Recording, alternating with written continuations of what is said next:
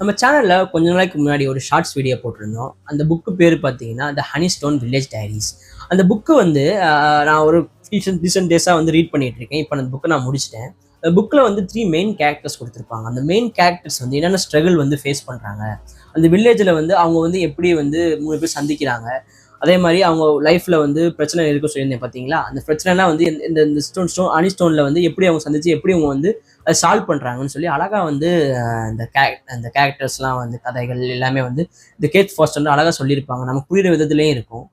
ரொம்ப ஒரு feel good ஸ்டோரியாவும் இருக்கும். நீங்களும் ஈஸியா ரீட் பண்ற மாரி எல்லா விஷயங்கள் வந்து அழகா வந்து சின்ன சின்ன விஷயங்கள் காமெடி, ஜோக் எல்லாமே குடுத்துருப்பாங்க. ஸோ இந்த புக்க வந்து நீங்க ரீட் பண்ணி பாருங்க. ஆக்சுவலி ரொம்ப நல்லா இருக்கு புக். என்னோட இந்த புக்கோட ரேட்டிங் பார்த்தீங்கன்னா, அட்லீஸ்ட் 10க்கு ஒரு 7 இல்ல 8 குடுப்பேன். So we can imagine.